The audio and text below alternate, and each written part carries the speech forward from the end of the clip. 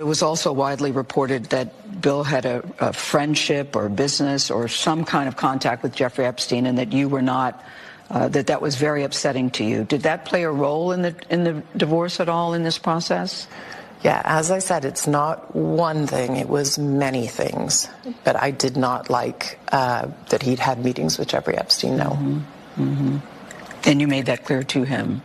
I made that clear to him. I also met Jeffrey Epstein exactly one time. Did you? Yes, because I wanted to see who this man was. And I regretted it from the second I stepped in the door. He was abhorrent.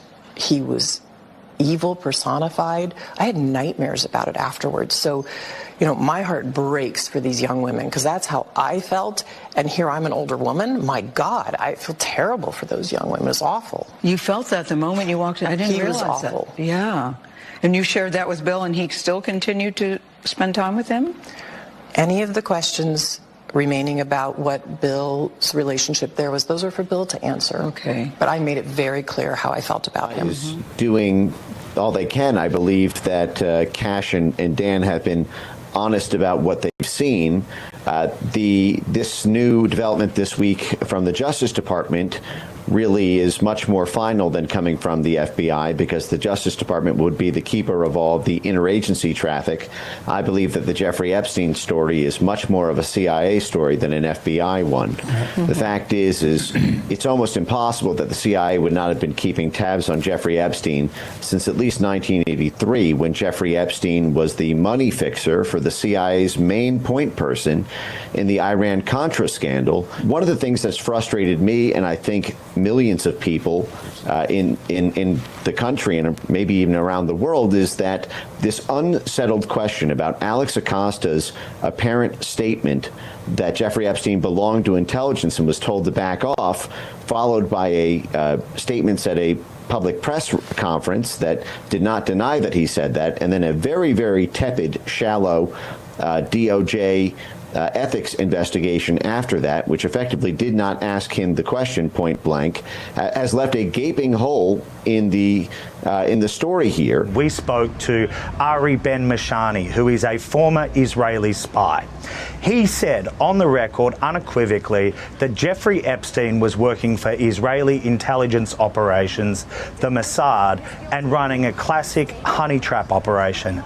That is, lure people inside, record their activities and learn about their peccadillos and use it to blackmail. Room at Fox, and I'm not going to say who because they didn't give me permission to share it, but well, the short story, but I don't know who they are. It says, you know, Epstein's an intelligence asset for people in the Middle East, right? I'm like, no, I didn't know that. I'm like, you sure that? The person, let's say, is like, I'm absolutely sure that he's either a witting or unwitting asset, intelligence asset. His plane and that island, the cameras, there's a big assumption out there that these videotapes were exclusively in the custody of Epstein. That's a huge mistake. The reason they wanted this story to go away is because there's an assumption like, oh yeah, Epstein had him. No, he wasn't the only one who had him, according to this source.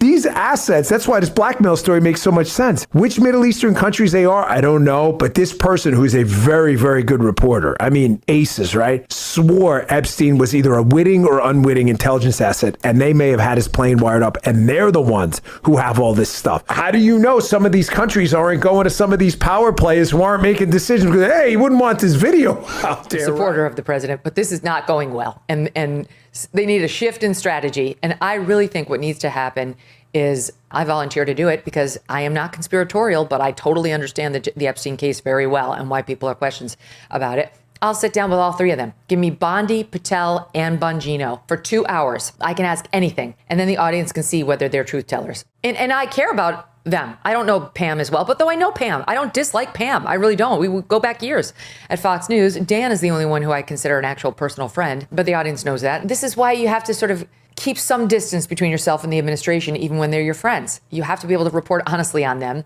and to call out bullshit when you think you smell it. I think I smell it, and I'm nowhere near dog poop playground. So I think it's coming from Washington. I introduced today an amendment demanding the full release of the Epstein files.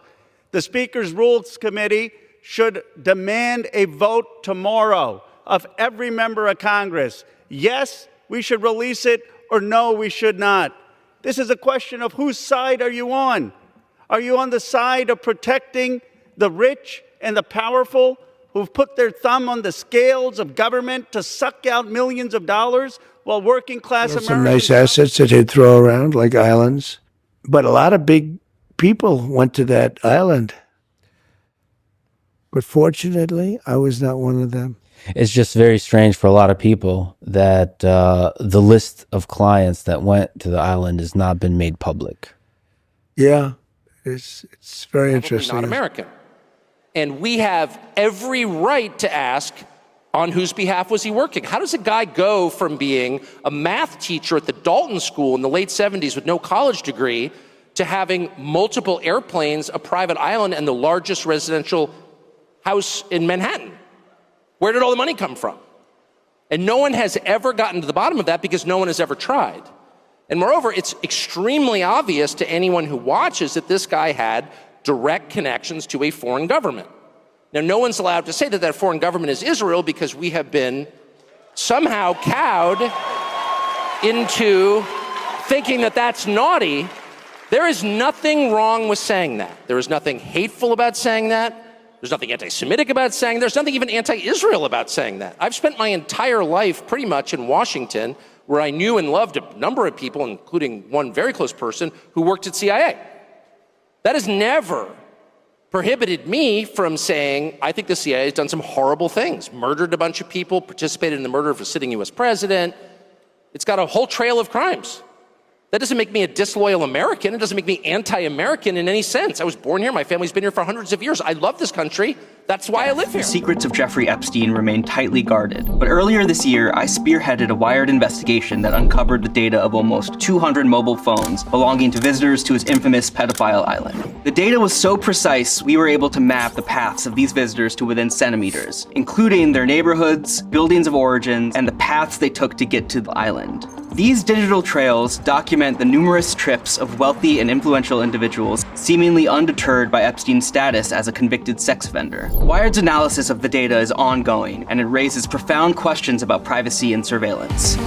This is Epstein Island's secret data on the grid. This is Little St. James, aka Epstein Island. These red dots on the map represent some of the 11,279 coordinates I obtained. They were left exposed online by a location data broker with ties to the Defense Department called Near Intelligence. Between 2016 and Epstein's final arrest in 2019, Near collected data on more than 200 cell phones that visited the island. We don't know why they did that or which client or prospective client of Near decided to query the data in this way to produce the maps. But the maps you'll see in this video show where visitors to Epstein Island spent most of their time. Let's take a step back. You might be wondering, where is Epstein Island anyways? Well, it's here. Little St. James is a private island that is part of the US Virgin Islands, an unincorporated territory of the United States in the Caribbean Sea. Epstein purchased Little St. James in 1998 for $7.95 million. It's about 71 acres, the size of 54 football fields. He made the island his primary residence and soon after began welcoming visitors and throwing infamous parties where he was accused of having groomed, sexually assaulted, and trafficked untold numbers of women and girls. The maps of the data collected by Near, and which we at Wired recreated here, indicate the most visited spots on the island. Amy's not at work. She's on Get Your Guide, planning for her next trip. With experiences like live shows and history tours, start planning with Get Your Guide and book forward to it. What's better than front row seats? Never having to give them up. What does hassle? From the main house here with the pool, to the beaches and the large sundial, it's all on display, including the enigmatic Hilltop Temple site over here, which has been the focal point in speculations about Epstein's mysterious activities on the island. But the tracking of phones wasn't contained to Little St. James. Surveillance continued long after the visitors left. The data reveals the locations of visitors 30 minutes before and after arriving on the island, which shows us the exact routes everyone took to get there. Some landed here, at the Cyril E. King Airport on neighboring St. Thomas Island.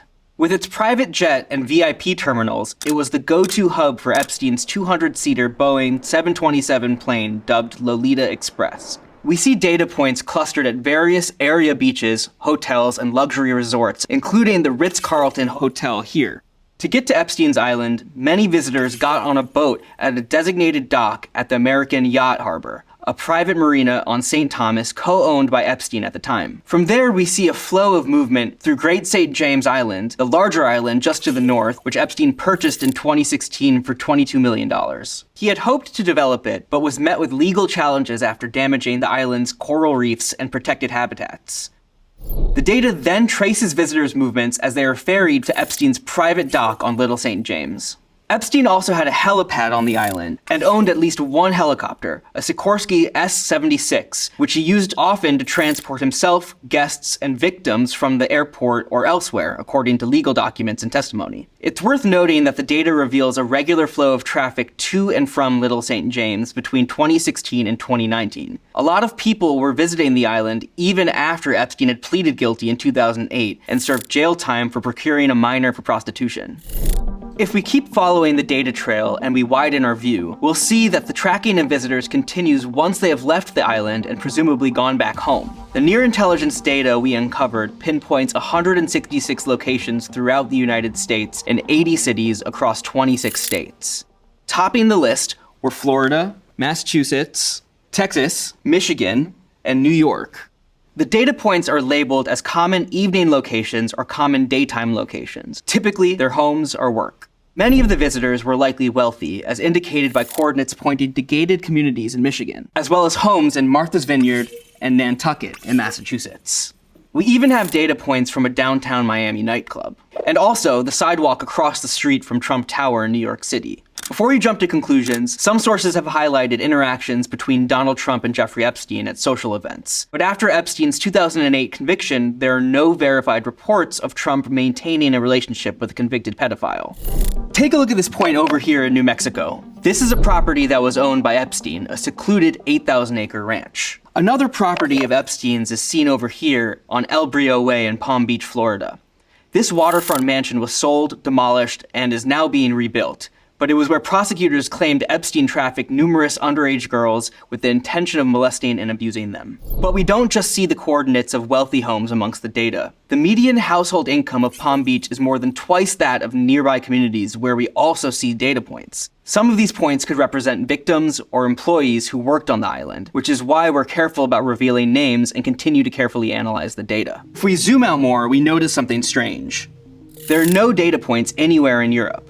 Does this mean it was strictly Americans visiting Jeffrey Epstein on his island? No.